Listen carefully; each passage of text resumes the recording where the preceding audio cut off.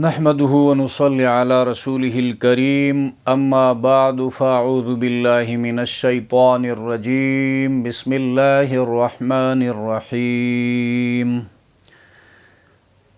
ألم تر كيف ضرب الله مثلا كلمة طيبة كشجرة طيبة أصلها ثابت وفرعها في السماء تؤتي أكلها كل حين بإذن ربها ويضرب الله الأمثال للناس لعلهم يتذكرون ومثل كلمة خبيثة كشجرة خبيثة اجتثت من فوق الأرض ما لها من قرار يثبت الله الذين آمنوا بالقول الثابت في الحياة الدنيا وفي الآخرة ويضل الله الظالمين ويفعل الله ما يشاء۔ سورہ ابراہیم آیت نمبر 24 تا 27۔ لفظی ترجمہ الم ترى، کیا آپ نے نہیں دیکھا، کیف کیسی، ضرب اللہ بیان فرمائی ہے اللہ تعالی نے، مثلاً مثال، حال، صفت، کلمتاً طیبتاً ستری بات کی، پاک کلمہ کی، کشجرتن جیسے درخت، طیبتن اچھی ذات کا، اصلها اصل جڑ کو کہتے ہیں، اصلها اس درخت کی جڑ، ثابتن مضبوط ہیں، جمی ہوئی ہیں، وفرعها اور فرع شاخوں کو کہتے ہیں، وفرعها اور اس کی شاخیں، فی السماء آسمان میں ہیں، تؤتی دیتا ہے وہ، اکلہا اکل پھل کو کہتے ہیں، اکلہا اپنا پھل، اپنا میوہ، کل حین ہر وقت، بِإِذْنِ رَبِّهَا اجازت سے اپنے پروردگار کی، وَيَضْرِبُ اور بیان فرماتے ہیں اللہ اللہ پاک، الامثال مثال کی جمع امثال ہے، مثالیں، للناسی لوگوں کے لیے، لعلہم تاکہ وہ یعنی لوگ، یتذکرون نصیحت حاصل کرے، ریمائنڈ ہو جائے، خبردار ہو جائے، ومثل اور مثال، کلمتن خبیثتن گندی بات کی، گندے کلمہ کی، کشجرتن خبیثتن جیسے بیکار درخت، اجتثت جڑ سے اکھیڑ دیا گیا، من فوق الارض زمین کے اوپر سے، ما لہا نہیں ہے اس کے لیے، من قرار کوئی استحکام، کوئی مضبوطی، کوئی جماؤ۔ تو یہ اجتثت جو ہے، اجتثاث سے یہ ماضی مجہول کا صیغہ ہے، واحد مؤنث غائب،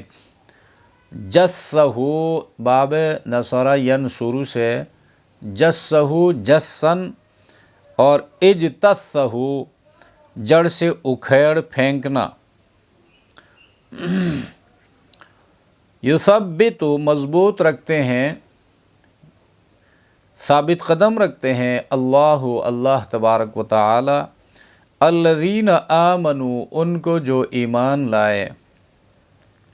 بالقول الثابت قول بات، الثابتی پکی مضبوط، پکی بات کے ذریعے، فی الحیات الدنیا، دنیا کی زندگی میں، وفی الآخرہ، اور آخرت میں، ویضل، اور گمراہ کرتے ہیں، بھٹکا دیتے ہیں، بہکا دیتے ہیں، اللہ تعالی، الظالمین، ظالموں کو، ویفعل، اور کرتے ہیں اللہ تعالی، ما، جو، یشاء، چاہتے ہیں۔ کلمہ طیبہ اور کلمہ خبیثہ کی مثال ان آیات میں بیان کی گئی ہے، اور مثال سے جب سمجھائی جائے بات تو دل نشین ہوتی ہے اور اس کو سمجھنا آسان ہوتا ہے، اس لیے کہ ایک خیالاتی بات کو جو الفاظ میں ہے اس کو شکل دے کر سامنے لایا جاتا ہے، غیر محسوس معنوی چیز کو محسوس کر کے سمجھایا جاتا ہے تو اس کو سمجھنا آسان ہوتا ہے۔ تو مثال کا یہ فائدہ ہے۔ تو اللہ تبارک و تعالیٰ نے کلمہ طیبہ، پاک کلمہ، اس کی مثال بھی بیان فرمائی ہے، اور کلمہ خبیثہ جو ہے اس کی مثال بھی ان آیات میں بیان فرمائی ہے، اور منکرین کی آخرت میں جو حالت ہوگی گزشتہ آیتوں میں اس کو بیان فرمایا، اور مومنین کا جو خوبصورت انجام ہوگا اس کو بھی بیان فرمایا۔ اب ان آیتوں میں کلمہ طیبہ، کلمہ ایمان جو ہے، اور کلمہ کفر کی حالت کو بیان کرتے ہیں، تاکہ تقابلی جائزہ جب سامنے آ جائے اور اللہ کا بیان سامنے آ جائے، ان دونوں کا تقابل کر کے اللہ بیان کرتا ہے کہ ایک کی حالت یہ ہے اور دوسری کی مثال یہ ہے، تو انسانوں کے لیے ان دونوں پر غور و فکر کرنا قرآن کی روشنی میں آسان ہو جاتا ہے، اور غور و فکر کے بعد کام کا، بات کا، تھیوری کا نتیجہ سامنے آ جاتا ہے، اور نتیجہ سامنے آنے کے بعد فیصلہ کرنا آسان ہوتا ہے۔ تو یہاں پر دونوں کلموں کے اثرات اور ثمرات بھی بیان فرمائے گئے ہیں، کیونکہ جس طرح آپ کو ابھی بتایا گیا، مثال سے بات اچھی طرح سمجھ میں آتی ہے، اور فرمایا کیا آپ کو معلوم نہیں، الم تر کیف، یہ اصل میں الم تر جب قرآن لاتا ہے تو اپنے ماننے والوں کو دعوت فکر دیتا ہے، فکر کی اپیل ہے اس میں، اس مثال پر غور کرو، الم تر، اے مخاطب، کیا تو نے غور و فکر نہیں کیا، تو نے نہیں دیکھا پیشانی کی آنکھوں سے اور دل کی آنکھوں سے، دل کی آنکھوں سے دیکھنے کا مطلب غور و فکر کرنا ہوتا ہے۔ کیف ضرب اللہ مثلا، کیسی اچھی مثال اللہ تبارک و تعالیٰ نے بیان کی ہے، کلمتاً طیبتاً، پاکیزہ بات کی، یعنی کیسی با موقع اور پر معنی مثال بیان کی ہے اللہ نے، پاکیزہ بات، جیسے کشجرۃ طیبۃ، ایک اچھی ذات کا درخت ہے، اصلها ثابت، جس کی جڑیں زمین کے اندر تک جمی ہوئی ہیں، گڑی ہوئی ہیں، وفرعها، اور اس کی شاخیں، فی السماء، آسمان سے باتیں کر رہی ہیں، اس کی شاخیں آسمان میں ہیں، اتنے اونچے، تؤتی اکلہا، یہ درخت دیتا ہے، لاتا ہے اپنا پھل، کل حین، ہر وقت، بِإِذْنِ رَبِّهَا، اپنے پروردگار کے حکم سے، تؤتی اکلہا، ہر وقت، وسعت زمانی کو بیان فرمایا، ہر وقت، ہر زمانہ، سردی، گرمی، رات، دن، ہر وقت یہ اپنا پھل دیتا ہے، اور اپنے پروردگار کی اجازت سے، اس کی توفیق سے، وَيَضْرِبُ اللَّهُ الْأَمْثَالَ، اور اللہ تعالی بیان کرتے ہیں مثالیں، لِلنَّاسِ، لوگوں کے لیے، لَعَلَّهُمْ يَتَذَكَّرُونَ، تاکہ لوگ نصیحت پکڑے، نصیحت حاصل کرے۔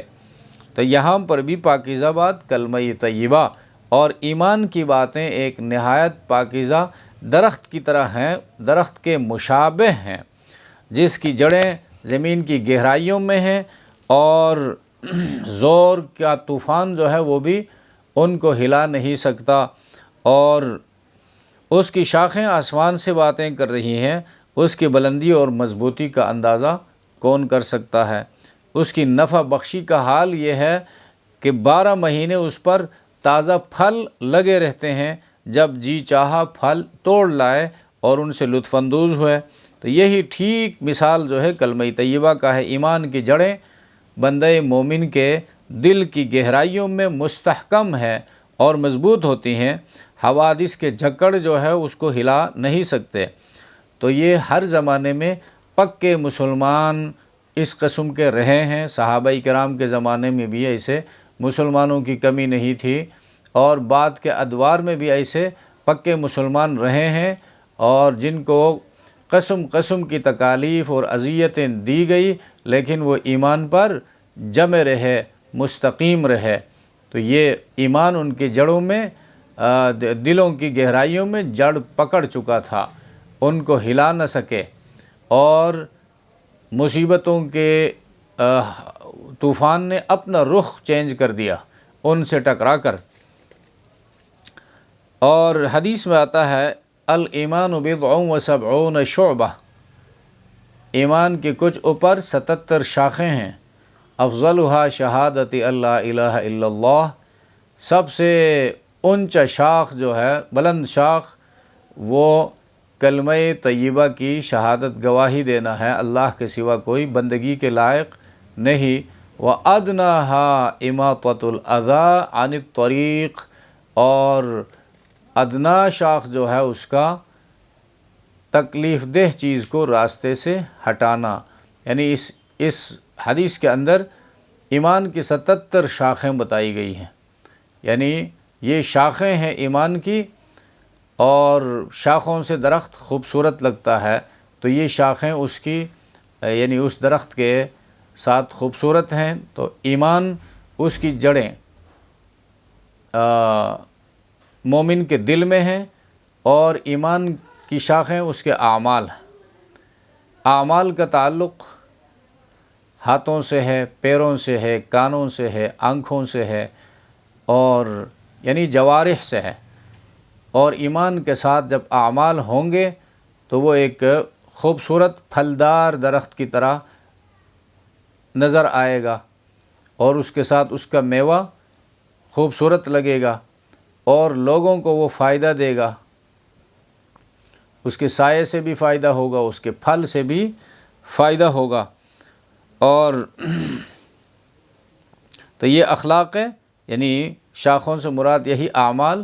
اور اخلاق باطنی اور ظاہری ہیں، جو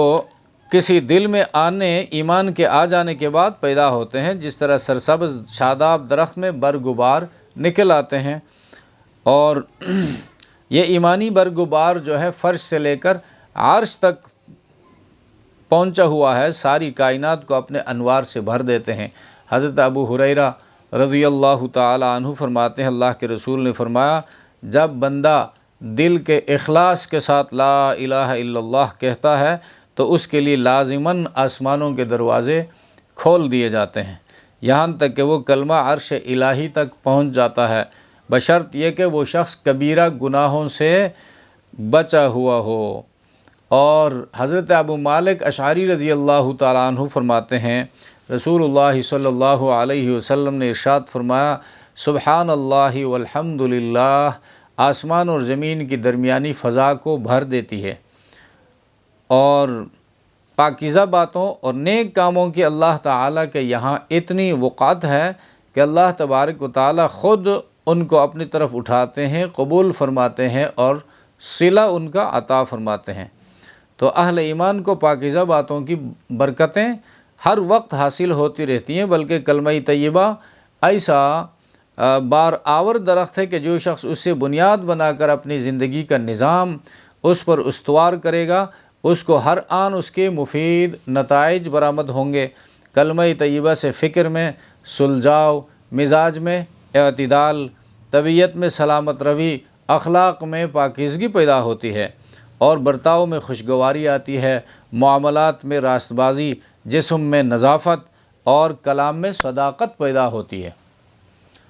لیکن اس کلمہ کو سمجھ کر اس پر غور و فکر کر کے بندہ زندگی بسر کرنا چاہے تو یہ فوائد اس کو حاصل ہو سکتے ہیں۔ وَيَضْرِبُ اللَّهُ الْأَمْثَالَ، اور اللہ تعالیٰ لوگوں کے لیے مثالیں بیان فرماتے ہیں تاکہ لوگ یتذکرون، نصیحت قبول کرے، یعنی پہلے مثال کے ذریعے لوگ بات کو اچھی طرح سمجھتے ہیں، اور کیونکہ مثال جو ہے مقصود کو محسوس بنا کر پیش کرتی ہے، اور صورت کے آئینہ میں معنی کا سمجھنا نہایت آسان ہو جاتا ہے۔ پھر بات سمجھ کر اسے نصیحت قبول کرے اور سبق لے، کیونکہ مقصود کلام یہی ہے۔ اور وَمَثَلُ كَلِمَةٍ خَبِيثَةٍ، ہاں تو یہاں پر جس طرح درخت جو ہے، درخت اپنے وجود میں 3 چیزوں کا محتاج ہے، جڑیں ہیں اس کی، تنا ہے اس کی، اور شاخیں ہیں، اسی طرح ایمان جو ہے، کامل ایمان عقیدہ ہے، عقیدہ، اقرار اور عمل، یہ 3 چیزیں جب جمع ہو جائے تو ایمان کامل بن جاتا ہے۔ عقیدہ دل میں ہوتا ہے، اقرار زبان پہ ہوتا ہے، اور اعمال جوارح میں ہوتے ہیں۔ جس طرح شاخیں نہ ہوں تو صرف تنا جو ہے وہ بدصورت لگتا ہے، اسی طرح کوئی مومن کہے میں مومن ہوں لیکن اس کی زندگی میں ایمان، نماز نہیں ہے، روزہ نہیں ہے، زکوٰۃ نہیں ہے، حج نہیں ہے، تو اس کا ایمان بھی ایسا ہی لگے گا کہ بھئی لوگ کہیں گے یہ کیسا مومن ہے، نماز کا وقت ہے مسجد نہیں جاتا، رمضان آ گیا روزہ نہیں رکھتا، مال آ گیا صحت ہے حج بیت اللہ کے لیے نہیں جاتا، مال اس کے پاس ہے سال پورا ہو گیا زکوٰۃ نہیں دیتا، اور کہلاتا ہے یہ اپنے آپ کو مسلمان ہے، تو یہ اس مسلمان مومن کے ساتھ نہایت برا لگے گا۔ اور اسی طرح ان میں سے کوئی ایک چیز نہ ہو، جس طرح تنا تو ہو لیکن جڑیں نہ ہو، تو وہ تنا دیر تک جو ہے وہ سلامت نہیں رہ سکتا، دیر سویل آج نہیں تو کل وہ گر جائے گا، اس لیے کہ اس کی جڑیں نہیں ہیں۔ اسی طرح یہ عقیدہ جو ہے اس کی جڑیں، ایمان کی جڑیں جو ہیں وہ دل میں مضبوط نہ ہو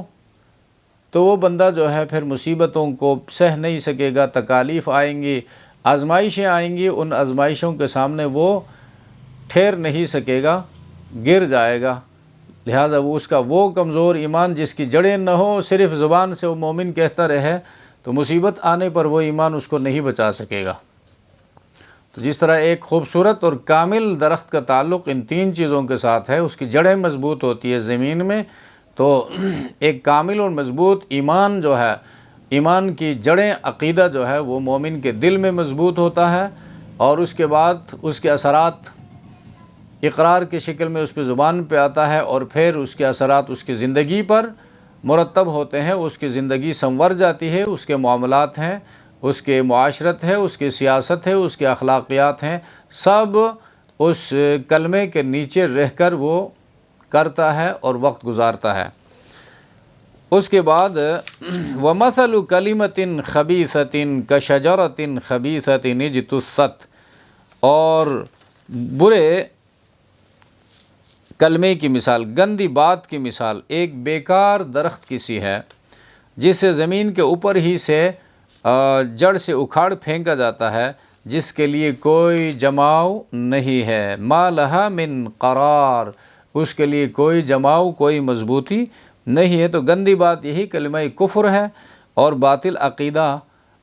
یعنی باطل عقیدہ کا حال بیان ہوا ہے، اس بیکار خودرو درخت کا سا ہے جو کھیت میں اگتا ہے، اور کسان جو ہے اس کی تلاش میں ہوتا ہے، کہیں نظر آ جائے اس کو جڑ سے اکھاڑ پھینک دوں، تو وہ کہیں جو ہے اس کے سامنے، زمیندار کے سامنے آ جاتا ہے، زمیندار اس کو سر سے پکڑ کر دور پھینک دیتا ہے، اس لیے کہ اس کی جڑیں مضبوط نہیں ہیں، اور وہ خودرو ہے، اس کی کوئی حیثیت نہیں ہے، اس کا کوئی فائدہ نہیں ہے، بلکہ فصل کو وہ نقصان پہنچاتا ہے۔ تو زمیندار جو ہے اپنی زمین سے اپنی فصل کو بچانے کے لیے اس کو اکھاڑنا ضروری سمجھتا ہے، اور اکھاڑتا بھی ہے بڑی آسانی کے ساتھ، اوپر سے پکڑ کر اس کو دور کر دیتا ہے۔ اور کھیت کو پھلنے پھولنے کا پھر موقع ملتا ہے۔ کلمہ طیبہ اور کلمہ خبیثہ کا یہ فرق جو قرآن نے بیان کیا ہے، ہر وہ شخص محسوس کر سکتا ہے جو انسانوں کی مذہبی اور فکری تاریخ کا مطالعہ رکھتا ہے یا مطالعہ کر چکا ہو، وہ اس کو سمجھ سکتا ہے، اس لیے کہ وہ دیکھے گا آدم علیہ السلام سے لے کر 1,24,000 انبیاء علیہ السلام آئے، سب کا عقیدہ یہی رہا، کان دین الانبیاء لا الہ الا اللہ،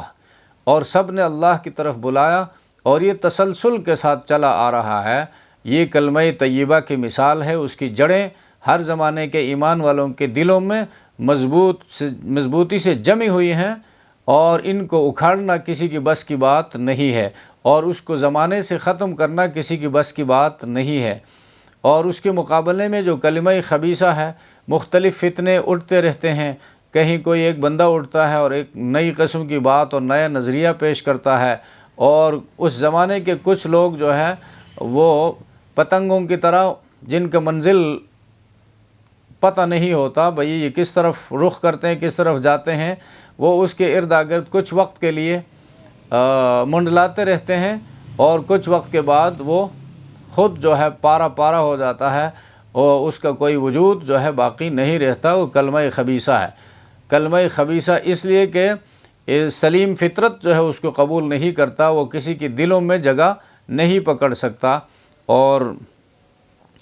ہزاروں ایسے کلمات خبیثہ اور باطل عقائد اور غلط افکار جو ہیں دنیا میں ابھرے اور ختم ہو گئے، اور کلمہ طیبہ جو پاک کلمہ ہے وہ اس زمانے سے ہے اور اب تک ہے، اور انشاءاللہ قیامت تک رہے گا۔ یثبت اللہ الذین آمنوا، اور مضبوط رکھتا ہے اللہ ایمان والوں کو، بالقول الثابت، بالقول الثابت پکی بات کے ذریعے،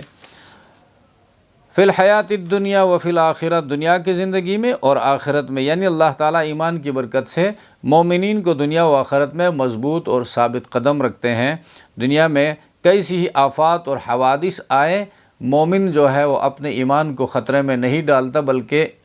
ایمان کی حفاظت کرتا ہے، حرام سے اپنے آپ کو بچاتا ہے تو ایمان کی وجہ سے، اور ناجائز فحاشی عریانی سے اپنے آپ کو بچاتا ہے ایمان کی وجہ سے۔ اور اسی طرح قبر میں منکر نکیر کے سامنے ان کے سوالات کے جوابات جو ہے اس کلمے کی برکت سے ٹھیک ٹھاک دیتا ہے۔ وہ قبر میں مرنے کے بعد بندہ عالم برزخ میں داخل ہو جائے تو وہاں اللہ کے فرشتے آتے ہیں، منکر نکیر، وہ پوچھتے ہیں من ربک، تمہارا پروردگار کون ہے؟ تو وہ جواب دیتا ہے ربی اللہ، اس لیے کہ کلمے کے نیچے رہ کر اس پاک کلمے کے اس نے زندگی بسر کی ہے، تو وہ کہے گا میرا رب تو اللہ ہے۔ اسے کہا جائے گا من نبیک، تمہارا پیغمبر کون ہے؟ تو وہ کہے گا محمد النبینا، اور محمد صلی اللہ علیہ وسلم میرے پیغمبر ہیں۔ اور پھر پوچھا جائے گا ما دینک، تمہارا دین کیا ہے؟ بندہ کہے گا دین الاسلام، میرا دین اسلام ہے۔ تو جس نے کلمہ خبیثہ کے نیچے رہ کر زندگی بسر کر کے، بکواس نظریات کو فالو کر کے اور فتنوں میں اپنے آپ کو ڈال کر زندگی بسر کر کے گیا ہے، تو وہ کہلاتا ہے منافق۔ اور ایسوں کے سامنے یہی فرشتے آئیں گے تو ان سے جب پوچھا جائے گا کہ وہ ما دینک، من نبیک اور من ربک، تو وہ کہے گا ہاں لا ادری، مجھے نہیں پتہ، کسی نے مجھے بتایا نہیں، حالانکہ جھوٹ بولتا ہے، اور زمانے کے تمام اسکالرز نے، تمام علماء نے اس کو بتایا تھا، لیکن اس نے سب کا مذاق اڑایا تھا۔ لہٰذا پھر قبر جو ہے اس پر تنگ کر دی جاتی ہے، اور ایمان والوں کے لیے فراخ کر دی جاتی ہے، اور جنت کی طرف سے اس کے لیے کھڑکی کھولی جاتی ہے، اور وہاں سے خوشبوئیں مہکنے لگتی ہیں، اور یہ جو ہے ایک دلہا کی طرح سو جاتا ہے۔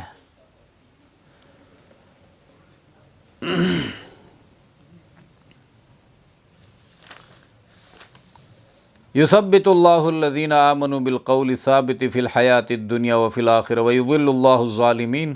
اور گمراہ کرتا ہے اللہ ظالموں کو۔ تو گمراہ اللہ کان سے پکڑ کر گمراہ نہیں کرتا ہے، بلکہ یہ اللہ کی سنت کا حوالہ ہے۔ اللہ بندے کو موقع دیتے ہیں مہلت دیتے ہیں، اسباب اس کو فراہم کرتے ہیں، اور بندہ اپنے اختیار سے، اپنے ارادے سے گمراہی کے اسباب کو اختیار کر کے اس راستے پہ جب چل پڑتا ہے تو آگے گمراہی اس کے دل میں پیدا کرنا ان اعمال کے نتیجے میں یہ اللہ کی سنت ہے۔ جو جن راستوں پہ چلے گا آگے اس راستے کا جو نتیجہ ہے وہ نتیجہ اللہ پیدا کرتے ہیں۔ لہٰذا گمراہی کے راستوں پہ چل کر کوئی جنت نہیں پہنچ سکتا، جنت پہنچنے کے لیے جنت کے راستوں پہ چلنا ضروری ہے۔ تو یہاں پر ظالمین کو اللہ گمراہ کرتے ہیں۔ ظالم کون؟ جو اللہ کا حق مارتے ہیں، جو اپنے اوپر ظلم کرتے ہیں، جو اللہ کے بندوں پر ظلم کرتے ہیں، یہ ظالمین ہیں۔ ایسے لوگوں کو اللہ گمراہ کرتے ہیں۔ وَيَفْعَلُ اللَّهُ مَا يَشَاءُ، اور کرتے ہیں اللہ جو چاہتے ہیں، یعنی فعال لما یرید وہ اللہ ہے، جو ارادہ کرتا ہے وہ کرتا بھی ہے، اس کو کوئی روکنے والا نہیں۔ ولا یخاف عقباہا، اللہ جو کام کرتا ہے نتیجے کی پرواہ کیے بغیر کرتا ہے، کہ یہ نہیں دیکھتا اس میں اتنے لوگ جو ہیں بچے یتیم ہوں گے، عورتیں بیوہ ہوں گی، لہٰذا یہ اس کام پہ نظر ثانی چاہیے۔ اللہ نتائج کی پرواہ نہیں کرتا، اس لیے کہ وہ بادشاہ ہے۔ سبحان ربک رب العزت عما یصفون وسلام علی المرسلین والحمد للہ رب العالمین۔